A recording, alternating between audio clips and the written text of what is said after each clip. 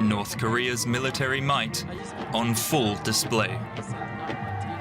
At a celebration in July marking the end of the Korean War, Russian Defense Minister Sergei Shoigu stood side by side with the North Korean president. The parade in the capital Pyongyang made a big show of North Korea's expanding nuclear program.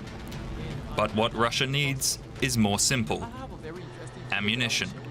Notably, hey, what's up, everybody? Welcome back to Global Africa. I just want to take this time to send out my thanks and appreciation to every one of you who have contributed to the growth of my YouTube channel. You know, the beginning of anything is not very easy. It can be very challenging and overwhelming. You know, if you don't have the courage, you will not make it to the end. But as you guys can see, I'm, gradually moving on, and I'm adapting to the process. Though analysts are unsure about the quality of its stockpiles.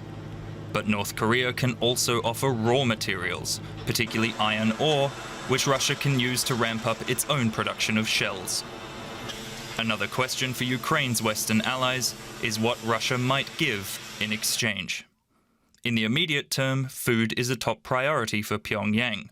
Years of COVID lockdowns and strangling sanctions have left many North Koreans on the brink of famine. South Korea suspects Russia has offered to hold joint naval drills with China and North Korea, a mirror to the annual exercises held between South Korea and the United States. But many also fear Russia may offer advanced technologies that could be used to further Pyongyang's nuclear program, a prospect that would violate over a dozen UN sanctions. And for more, I am joined now by Marina Myron, military analyst from King's College in London. Welcome to the program, and thank you so much for joining us. First of all, let's talk a little bit more about North Korea and the capacities that it might have. What could it potentially supply Russia with when we talk about, munitions and capabilities? Hello, Sarah. Well, first of all, I think the most important things that North Korea could supply Russia with are artillery shells and artillery systems that it has.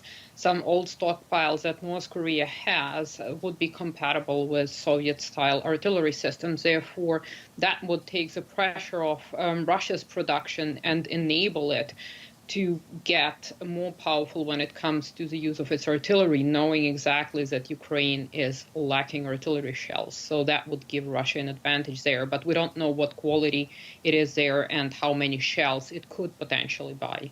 There's also a lot of speculation that this might now potentially be a two-way street if this meeting does indeed occur, and that North Korea might wish to obtain, besides food, also advanced military technology. What exactly could Kim Jong-un want, and would Russia be willing to deliver, you think? Well, I think apart from food, even delivering food to North Korea would take pressure off North Korean economy, and more money would be then free to be spent for military purposes. And Kim Jong-un has shown that during COVID. If we look at the amount of missile launches North Korea has made so far, they have not reduced, they have increased every year. Another thing that Russia could offer is cooperation in space, specifically when it comes to designing space assets, space satellites. It could also provide North Korea with launch vehicles, with space launch vehicles, using Russia's cosmodromes, for instance.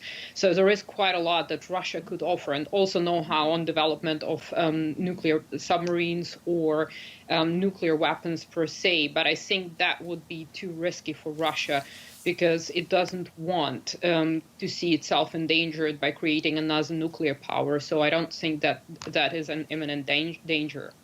Talk with us about the bottom line in terms of what this might mean on the battlefield when we're looking at Ukraine. If Russia, for example, does get what it wants, you were talking about those shells, for example, that might be compatible with this sort of Soviet-era architecture of Russia's military. What kind of impact could that potentially have on the battlefield in Ukraine?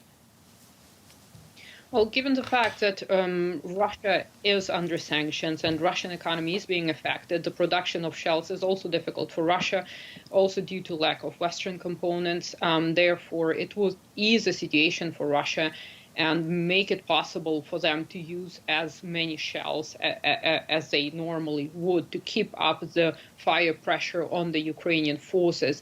I don't think it will be a significant shift in terms of what is happening on the battlefield, because that is only one small part of the equation. However, I think the consequences of this particular collaboration between the two countries is much more far-reaching on the global scale, and what it means for the global balance of power if the likes of China, Russia, and North Korea conduct military exercises together.